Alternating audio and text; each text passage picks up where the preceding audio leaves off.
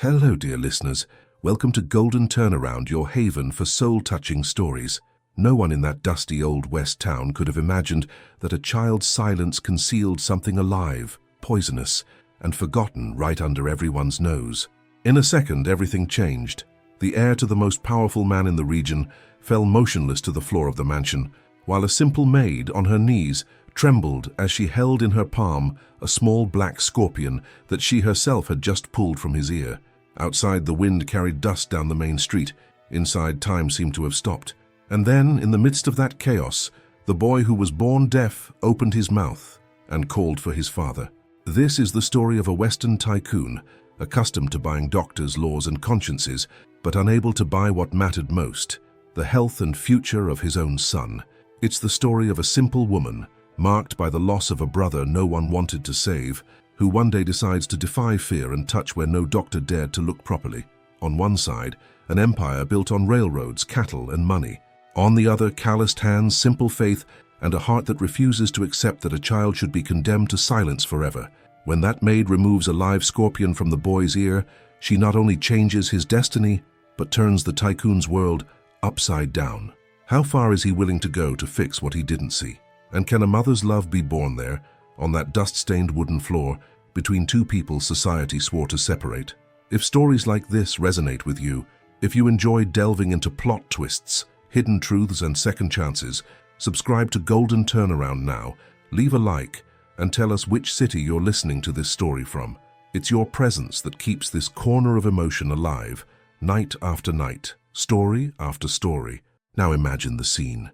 The smell of approaching rain mingling with desert dust, the house's wood creaking in the wind, the yellowish light of the lamps flickering on the walls, and inside, in the great hall, the boy's body stretched out on the floor, everyone's breath caught in their chests and a maid on her knees, her hands dirty and her heart racing, knowing that, after that moment, nothing would ever be the same again.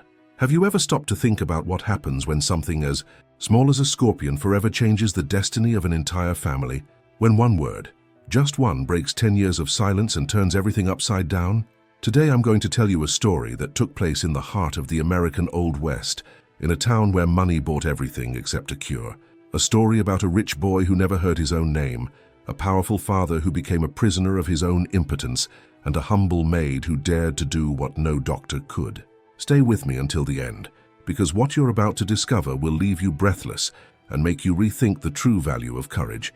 It's the mid-1870s, on a dry, windy morning in the Old West. The grand wooden house of tycoon James Thornton stands atop the hill, dominating the dusty town below like a castle over a kingdom of dust and promises. It's an imposing two-story building, with tall windows of imported glass overlooking the main street, where wagons pass slowly, horses neigh tied to posts, and men in hats whisper in corners. Inside, the waxed wooden floors gleam under the kerosene lamplight. The walls are covered with family portraits and hunting trophies, and every room exudes wealth, power, and control.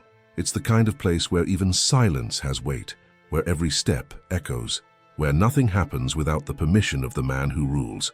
But that morning something happened that no one ever imagined possible. In the great main hall, kneeling on the gleaming floor, was Rosa María, a young mixed-race maid with dark skin and calloused hands, from the south, hired a few months ago to clean, cook, and obey. In her trembling palm, she held something small, dark, and still moving slowly. A scorpion. A live scorpion, its tail curved, gleaming faintly in the golden light streaming through the windows. Beside her, stretched out on the cold floor, was the boy, Thomas, the only son and heir of James Thornton, 10 years old, eyes closed, body motionless, face pale with fright. He wasn't dead, but he seemed paralyzed, as if the world had stopped along with him. Across the hall, standing by the door to the kitchen, is the butler, a tall, thin man with a thin mustache, his eyes wide with terror and his hands trembling as he points at Rosa. He saw everything. He witnessed what she did, but he can't process it. He can't believe it. And then heavy footsteps echo down the wooden hallway. Quick, furious, desperate footsteps. The door slammed open with a bang, slamming against the wall, and there he is, James Thornton, the tycoon. The man who built railroads, who runs the largest cattle ranch in the territory, whose name opens doors and closes mouths. He enters with his jacket open, his pistol still in its holster swinging at his hip, his hat pulled down over his head, his eyes wild with fear. "What have they done to my boy?" His voice roars, filling the entire hall and making the chandelier sway slightly. He lunges towards Rosa, his eyes darting from her to his son, trying to comprehend this impossible scene. The maid is there, holding something alive in her hand. The boy is on the floor, and the butler looks like he's seen a ghost. James quickly kneels beside his son, cupping his face in his large, rough hands. "Thomas, Thomas, look at me. What happened?" Rosa looks up, tears streaming down her dark face, her voice trembling but firm. "Sir, I didn't hurt him. I swear to God I was only trying to help." She slowly opens her palm, revealing the dark creature now lazily crawling across her skin. James looks. The butler takes a step back, crossing himself, and for a moment no one understands, no one can process what it means. But then, breaking that silence heavy with tension and fear, a soft, hoarse, fragile but completely real sound escapes the boy's lips. "Pa!" The word is whispered, almost inaudible, but to those in that room it sounds like thunder tearing through the sky. James Thornton freezes. His whole body locks up. His eyes widen so much they seem about to pop out of their sockets. That boy, his only son, was born deaf. In his 10 years of life he had never uttered a single word. Doctors from 3 different states assured him it was impossible, and now, in front of everyone, he has just spoken. For a moment no one moves. Even the wind outside seems to stop. And it is in that instant, frozen in time, that everyone realizes the humble maid whom no one noticed has just done the impossible. But to understand the weight of that impossible miracle, we need to go back a few years in time. Back to the day it all began, when silence entered that house and never left. The town of Thornton Ridge, named after James himself, wasn't much to look at. A main dirt road, lined with wooden buildings that creaked in the constant desert wind. There was the saloon, always full of smoke and loud laughter, where men played cards and drank cheap whiskey. There was the train station, where the locomotive whistled twice a day, bringing goods, news, and sometimes trouble. There was the general store, the blacksmith's shop, the sheriff's office that everyone knew was in the tycoon's pocket, and the little white church at the end of the street, where the priest prayed to a god who seemed to have forgotten that part of the world. And at the top of the hill, dominating everything like a king over his kingdom, was the house of James Thornton. James was not a man who accepted limits. He had built that empire with his own hands, starting as a worker in the silver mines, then buying shares in the railroads when nobody believed it would work, and finally expanding into cattle ranching when he realized the territory needed meat as much as it needed transportation. He was the kind of man who, when he wanted something, simply bought it. Corrupt judge, bought. Inconvenient sheriff, replaced. Competent doctor, brought by train, lodged in the best suite, paid for in gold. For James Thornton, everything had a price. Everything had a solution, until the day his son was born. Thomas came into the world on a stormy night when the wind shook the entire house and lightning illuminated the room like flashes of divine light. James's wife, a delicate woman from Boston who never fully adapted to that harsh Western life, died in childbirth. And James was left alone, holding that tiny baby in his arms, promising himself that he would give the boy everything money could buy, everything he himself never had: education, comfort, respect, power. But in the first few months, something began to bother him. The baby didn't react to noises. When a door slammed, he didn't startle. When someone called his name, he didn't turn his head. James tried to ignore it, telling himself it was just a phase, that babies were like that. But deep down he knew, and when the first doctor confirmed the diagnosis, James felt something he had never felt before in his life: total helplessness. So he did what he always did when faced with a problem. He threw money at it. He called the best doctor in Denver, a man with a white beard and round glasses who examined the boy for hours and declared it a congenital condition, probably irreversible. James didn't accept it. He sent for a specialist from San Francisco who applied painful treatments with metal instruments and strange oils that only made the baby cry more. Then came an indigenous healer, recommended by one of the cowboys, who performed rituals with herbs and chants, but nothing changed. A charlatan passed through town promising a miraculous cure with elixir imported from Europe, took a fortune, and disappeared the following night. James traveled with his son by stagecoach, facing dangerous roads and entire days under the scorching sun, taking Thomas to clinics in ever larger, ever more distant cities, and he always returned to the same silence. Over the years, That silence settled not only in the boy's ears, but throughout the entire house. James ordered all the servants to tiptoe to avoid unnecessary noise, as if the forced silence could somehow compensate for the natural silence of his son. No one laughed loudly. No one slammed doors. No one played the piano in the living room. The house, which should have been a home, became a kind of elegant mausoleum where everyone lived walking on eggshells, afraid of disturbing the heir who couldn't hear anything anyway. And Thomas grew up there in that oppressive environment, surrounded by luxury but deprived of life, deprived of sounds, deprived of real connection with the world around him. James saw his son every day, but he didn't know how to connect with him. He tried to speak, but the words were lost in the air. He tried to hug him, but the boy always seemed distant, trapped inside his own world that no one could reach. And with each passing year, guilt grew inside James's chest like a weed that no one could pull out. Guilt for not being able to save his wife. Guilt for not being able to heal his son. Guilt for having so much money and still being completely powerless in the face of what really mattered. He compensated by buying things. Expensive toys from Europe, fine clothes, private tutors who tried to teach the boy to read lips and communicate through gestures. But deep down, James knew he was just putting a band-aid on a wound that would never heal. The whole city knew about the situation. Some felt pity. Others whispered that it was divine punishment for the tycoon's dirty dealings, for the stolen lands, for the men he had sent away when they interfered with his plans. And James heard the whispers, felt the stares, but he couldn't do anything, because for the first time in his life he was facing something that money couldn't buy, that power couldn't control, that violence couldn't intimidate, and this corroded him from the inside, transforming him into an increasingly hard, closed-off and bitter man. Until one day, Rosa María crossed the gate of that house, and unknowingly, she brought with her the only thing that could break that cycle of silence and pain, the courage to see what everyone else refused to see. If you've ever felt that, sometimes money and power don't solve life's deepest pains, comment below. I understand that pain. Rosa María was 22 years old when she crossed the border on foot, carrying only a cloth bundle with 2 changes of clothes and a rosary that had belonged to her grandmother. She came from the south, from a small ranch in Mexico where her family had lived for generations, planting corn and raising goats on land that had never been generous, but which was theirs, until the drought arrived. It wasn't an ordinary drought, one that lasts a season and then passes. It was a drought that lasted 3 years, killing the crops, drying up the wells, turning the red earth into fine dust that the wind carried away along with their hopes. When there was nothing left to eat, when the goats began to die one after another, Rosa's father made the hardest decision of his life, to sell the ranch for a fraction of its value and send his children north, where they said there was work, where they said they could start over.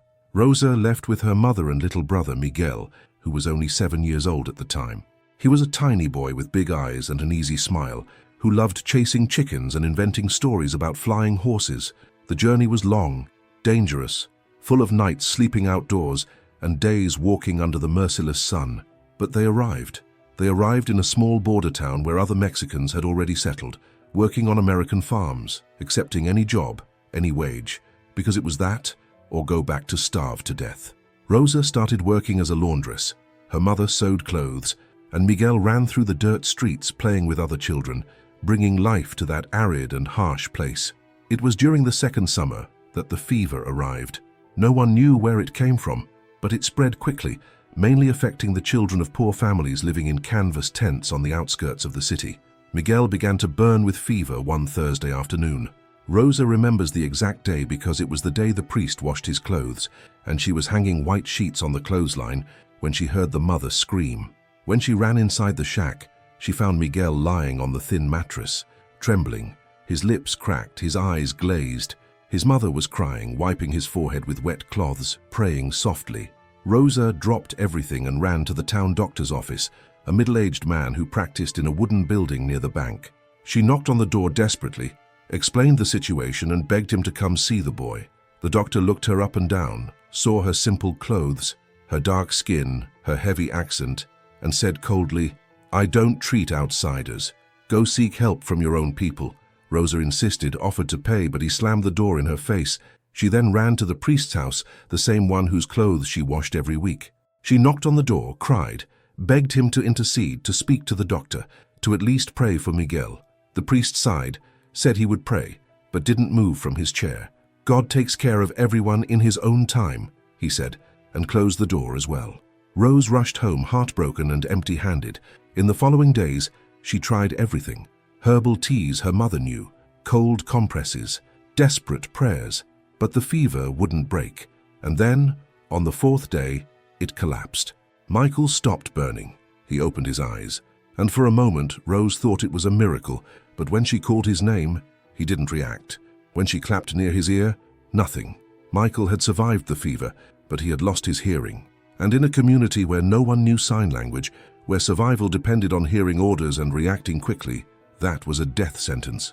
The following weeks were the hardest of Rosa's life. Miguel withdrew into himself. He no longer played. He no longer smiled. Other children laughed at him, made cruel gestures, pushed him in the street, and nobody did anything, nobody defended him. Because to that society he was just another poor Mexican, now deaf, someone who didn't matter, someone disposable. Rosa watched her little brother wither away, not only physically but emotionally. He stopped eating properly. He stopped trying to communicate. And one winter morning, 6 months after losing his hearing, Miguel simply didn't wake up. His heart stopped during the night, silently, as if he had given up fighting in a world that never fought for him.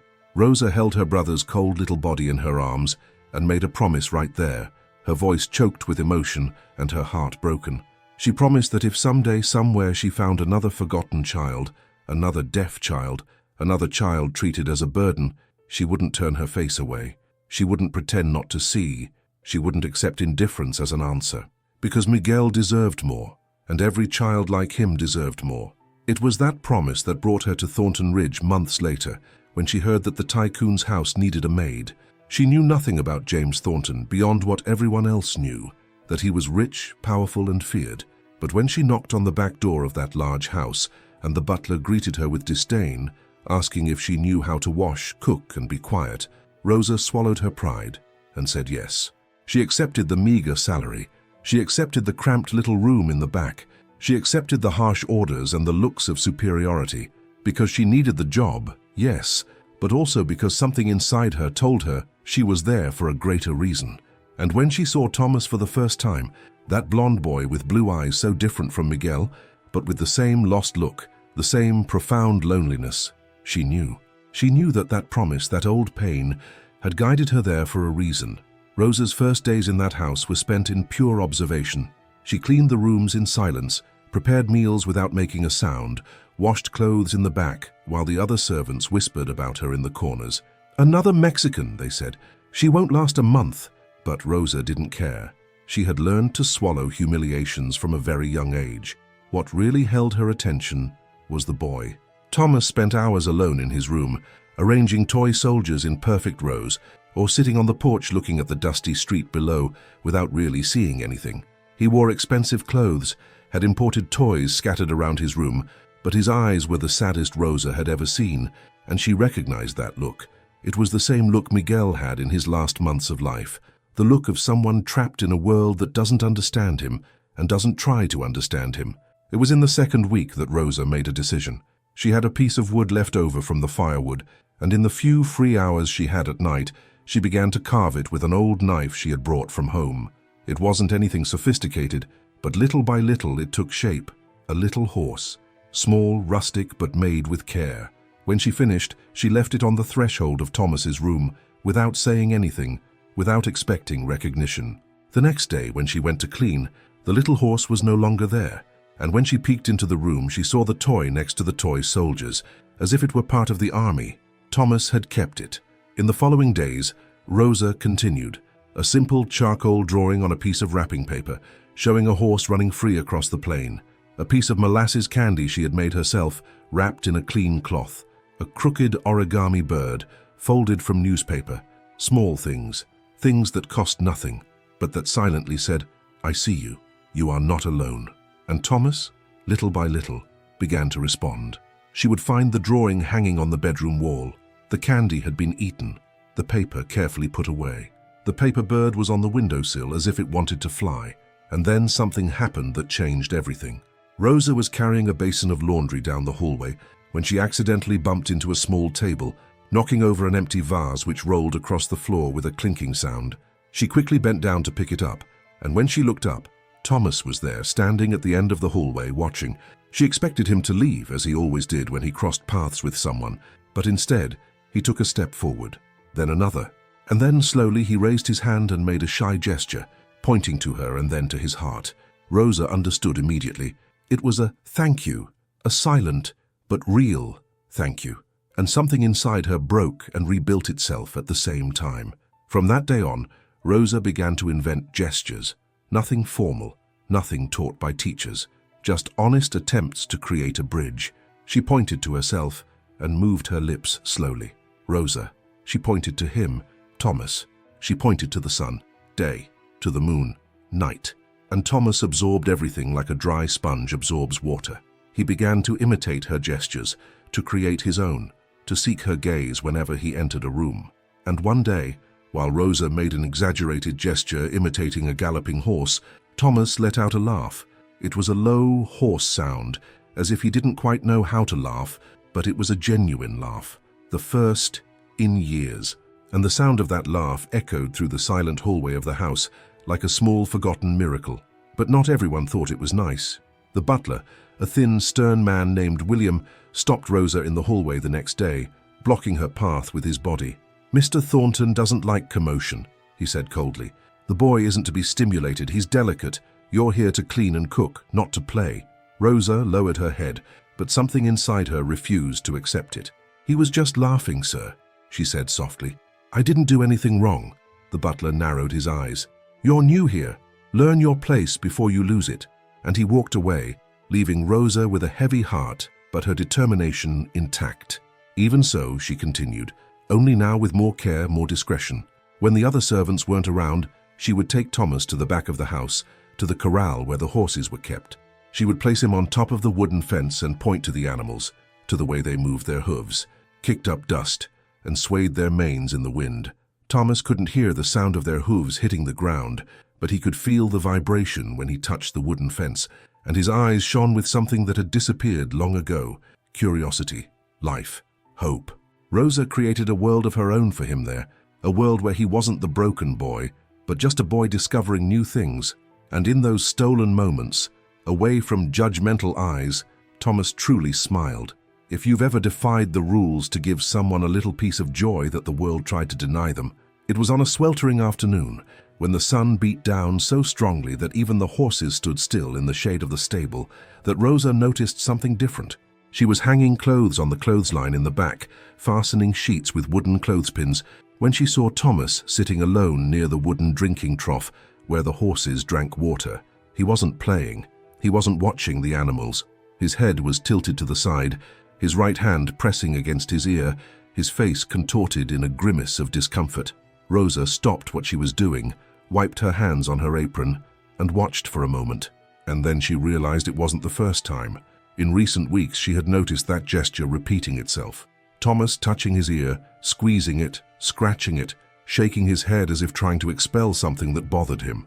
She approached slowly, crossing the dirt yard where a few cacti stubbornly grew among the stones.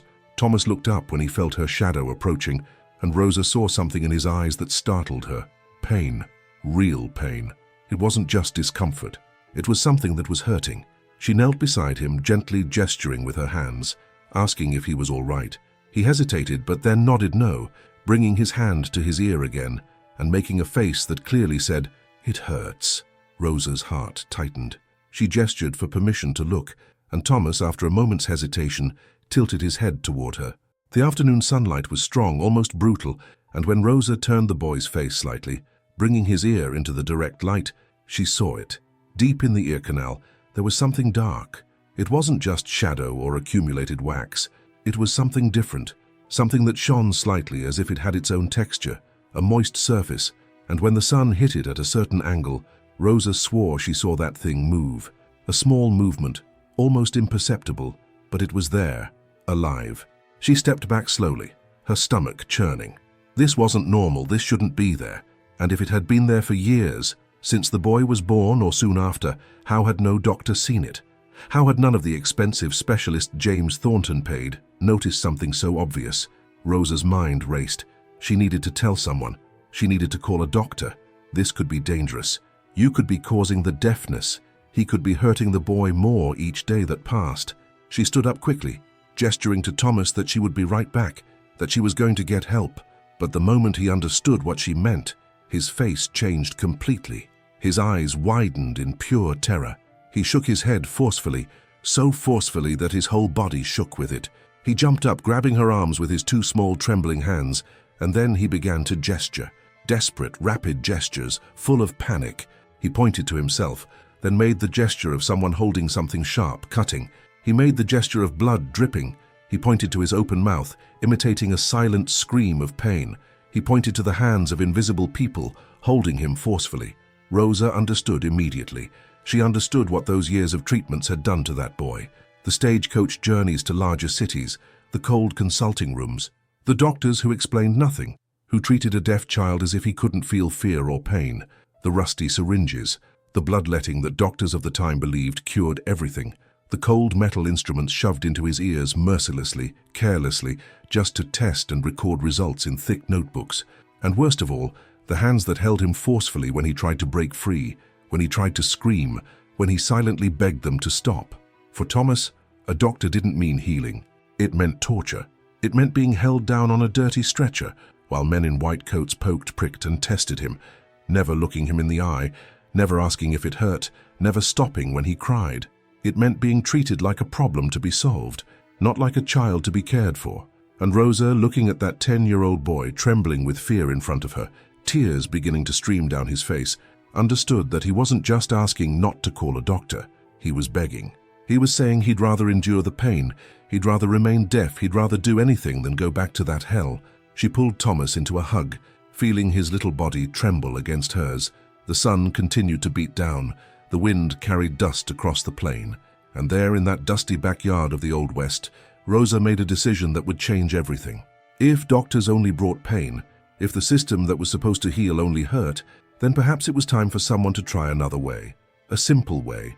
A way guided not by diplomas or expensive instruments, but by true love, by the memory of those who had already lost someone like that, and by the courage to act when everyone else had given up. But this decision, this silent promise she made while embracing that frightened boy, was about to put her on the path to something much greater than she imagined. That night, Rosa couldn't sleep a wink. Lying in her narrow little room at the back of the house, she listened to the storm approaching from the desert. First came the wind, moaning softly through the cracks in the wooden planks. Then came the lightning, cutting across the dark sky in violent white streaks that illuminated everything for a second before plunging everything back into darkness. And then the rain came. It wasn't that fine, steady rain. It was the kind of rain the desert receives once a year, strong, heavy, pounding on the wooden roof like 1,000 drums beating at once. The whole house creaked under the weight of the wind, the beams groaning, the windows banging, and Rosa lay there staring at the dark ceiling, unable to rest, because she could hear something other than the storm. From the next room, separated only by a thin wooden wall, came the sound of Thomas stirring. She heard him tossing and turning, heard the creaking of the mattress, heard what seemed to be a muffled groan of pain, and each time she heard it, her heart tightened a little more, because she knew what was happening. That dark thing inside his ear was there, alive, moving, causing pain, and no one was going to do anything.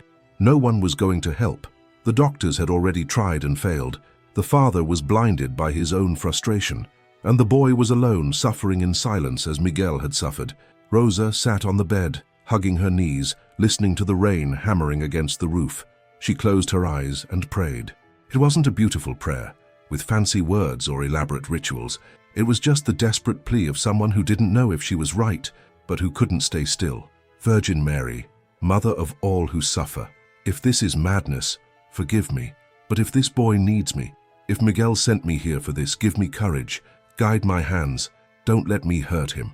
And then she got up, took the small silver pin she had inherited from her grandmother, a thin pin that held the medallion of Our Lady that she wore around her neck, and left the room barefoot, her heart beating so hard she was sure she would wake the whole house. The hallway was dark, illuminated only by the intermittent flashes of lightning streaming through the windows. Each step Rosa took on the wooden floor seemed to echo. Each plank, creaking under her weight, seemed to scream her presence. But she continued, because there was something greater than the fear of being discovered, There was the absolute certainty that this child needed her, and that if she didn't act now, it might be too late. When she reached Thomas's bedroom door, she paused for a second, took a deep breath and pushed slowly. The door opened with a soft groan, and Rosa entered. The room was lit only by a kerosene lamp that someone had left burning on the nightstand. The flame flickered, creating dancing shadows on the wooden walls. Thomas lay on the bed, curled up on his side, his hand pressed against his ear, his eyes squeezed shut in pain. When he sensed someone's presence, he opened his eyes, startled, but upon seeing that it was Rosa, his body relaxed slightly. She approached slowly, making gentle gestures to reassure him, showing him the silver pin and explaining with her hands that it would be quick, that she would be careful, that she only wanted to remove that thing that was hurting him. Thomas looked at her for a long moment, and then, with a confidence that broke Rosa's heart, he nodded. He turned his head, offering his ear, and closed his eyes. He was surrendering his pain, his fear, his life into her hands. And Rosa felt the weight of that trust, as she had never felt anything in her life. Her hands trembled so much that she had to take 3 deep breaths before she could get closer. She held Thomas's head with one hand, gently pressing it against the pillow, and with the other she brought the silver pin closer. The light from the lamp fell on the boy's ear, and she could see that dark thing deep inside, pulsing slightly. "God, guide me," she whispered, and then with millimeter-precise movements she inserted the fine point of the pin into her ear canal. She felt it touch something soft, something that moved, trying to pull away. Her stomach churned, but she didn't stop. With extreme care, she hooked the creature onto the pin and began to pull.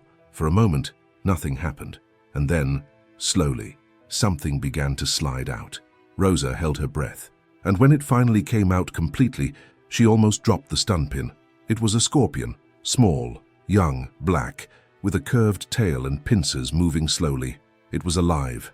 It had been alive inside that boy's ear for years, perhaps since he was a baby, causing inflammation, blocking sound, destroying his hearing.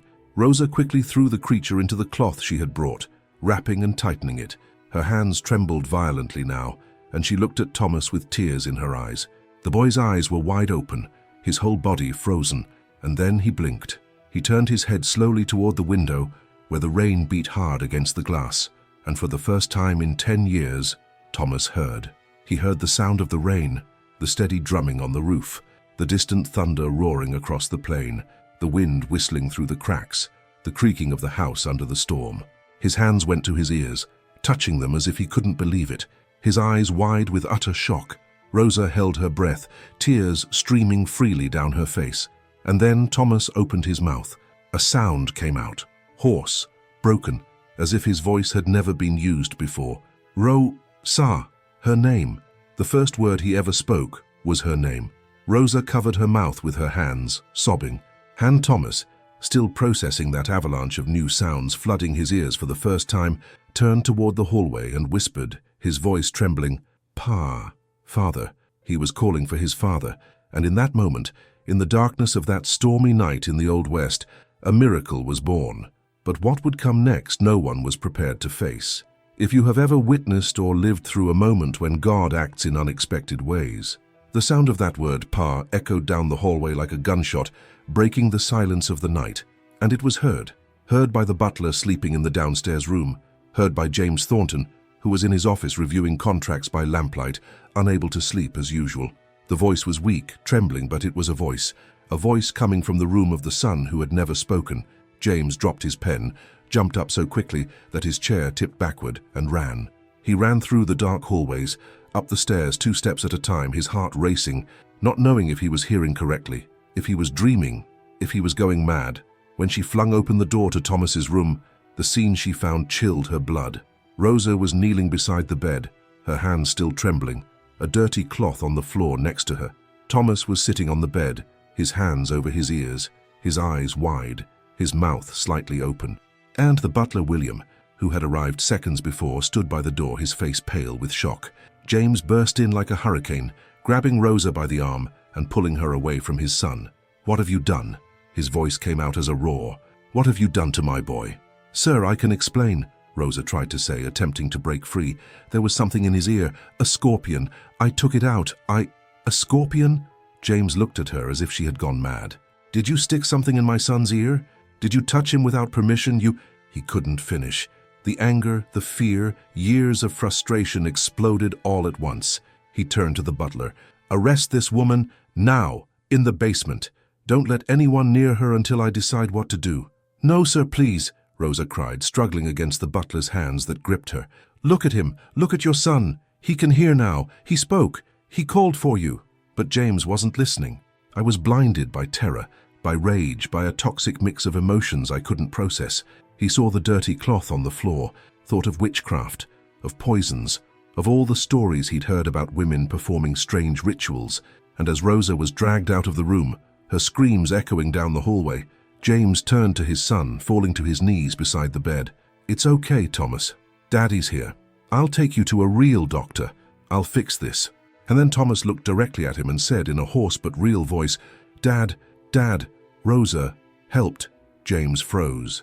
That voice, that impossible voice, it came from his son, the son who didn't speak, the son who didn't hear, but there was no time to process, no time to think.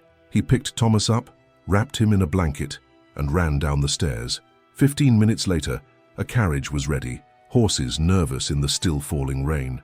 And James set off into the night, crossing muddy roads toward the nearest big city, holding his son against his chest, praying it wouldn't be too late. They arrived at dawn in a town called Silver Creek, where there was a real hospital, with doctors trained at universities in the East. James practically stormed the place, shouting for help, and an older doctor, with white hair and round glasses, took him to an examination room. He examined Thomas for almost an hour, using instruments James had never seen, looking inside his ear with magnifying glasses and bright light, and when he finally stepped away, his expression was tense. "Mr. Thornton," the doctor began, removing his glasses and cleaning them slowly, "I found clear signs that there was a foreign body lodged in your son's ear canal.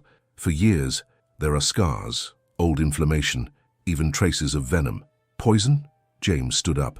"Did the maid poison my son?" "No, sir." The doctor shook his head. "The venom is from a scorpion.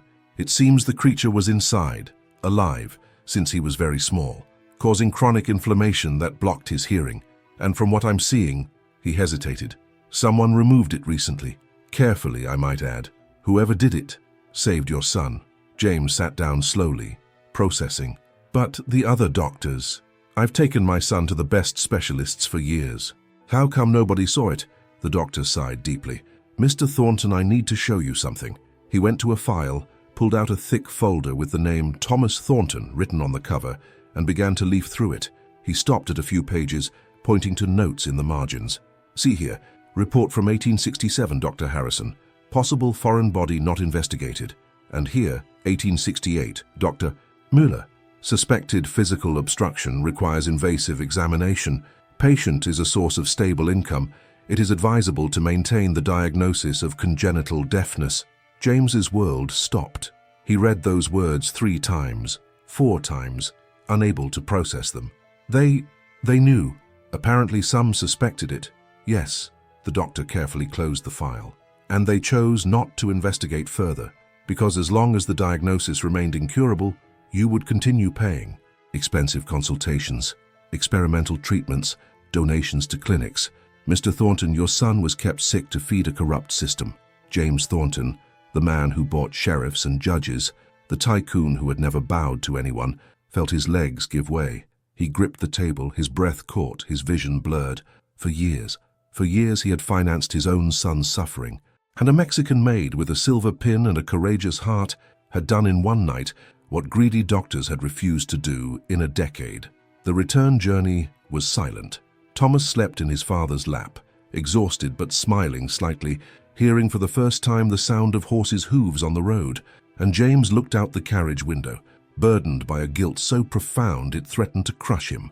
When they arrived back at the estate at midday, the first thing he did was get out of the carriage and walk straight to the cellar. He opened the heavy door with his own hand. Rosa was sitting on the earthen floor, hugging her knees, her face marked with tears but her eyes still steady. When she saw James, she didn't move. She just waited.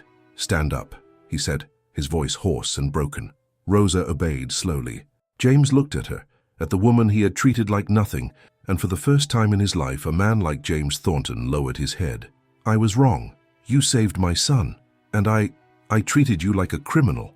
Rosa looked at that powerful man, accustomed to commanding everything and everyone, now standing before her with his head bowed and his voice broken, and something inside her softened. It wasn't instant forgiveness, because the pain of having been dragged, arrested, and accused still stung, but it was understanding. Understanding that her father had acted out of fear, out of the same pain she knew so well. "Sir," she said softly, "I only did what needed to be done. I don't want anything in return." "I know," James replied, finally looking up. "And that's exactly why you deserve everything." He paused, taking a deep breath. "I want you to come with me, this afternoon. I have a meeting I need to have in the city and you need to be there." A few hours later, the Thornton Ridge Saloon was unrecognizable. The gambling tables had been pushed into corners, the chairs arranged in rows. The smell of smoke and whiskey had been replaced by fresh air streaming in through the open windows, and the entire town was there. Merchants, cowboys, women with children in their arms, the sheriff who had always been in the tycoon's pocket, the priest from the little white church, even the Mexican workers who were not normally welcome in places like this. Everyone wanted to understand what had happened, because in small towns news travels fast, and the news that the tycoon's deaf son had spoken was on everyone's lips. Child James Thornton climbed onto a small makeshift platform, with Thomas beside him holding his hand, and Rosa standing in the corner, still not quite understanding why she was there. The saloon fell silent, and then James began to speak, in a voice that no longer had its usual arrogance but rather a weight of humility that no one there had ever heard from him before. "Ladies and gentlemen," he began, "for 10 years, I believed that money could solve any problem. I spent fortunes taking my son to the best doctors in the country. I paid for expensive treatments, for renowned specialists, for clinics that promised miracles." He paused, looking at his son. "And they all told me the same thing. There was no cure. My son was condemned to silence forever." A murmur swept through the room. James continued, his voice growing firmer. "But they were lying, not because there was no cure, but because a cure wasn't financially convenient for them. I have documents here proving that some of these doctors knew there was something wrong, something treatable, but they chose to hide the truth, because as long as my son remained ill, I would continue paying." He raised the folder containing the medical records. "They turned a child's suffering into a lucrative business, and I, blinded by my own despair, allowed it to happen." The silence was now absolute. Even the children had stopped moving. James turned and pointed to Rosa. "That woman over there, Rosa María, a maid in my house, did what no doctor could, without diplomas, without sophisticated instruments, just with courage, with true love, and with a heart that refused to turn its face away from a child's suffering." His voice faltered, but he continued.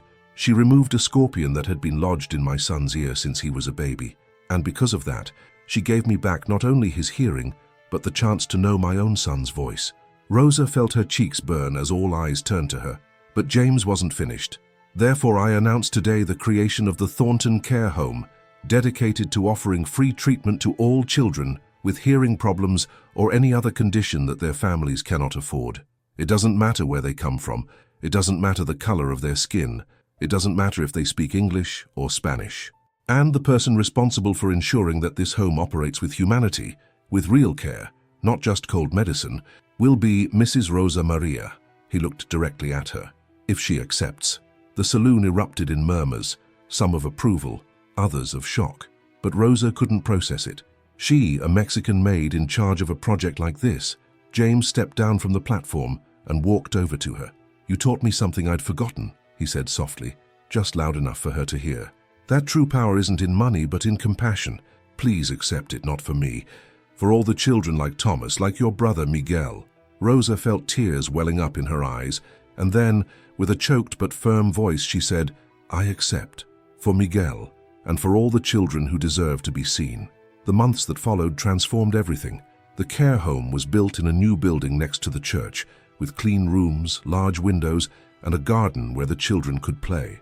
Rosa worked there every day, not only caring but teaching others to care with empathy. And the large house on the hilltop, the one that had once been a silent mausoleum, became a real home.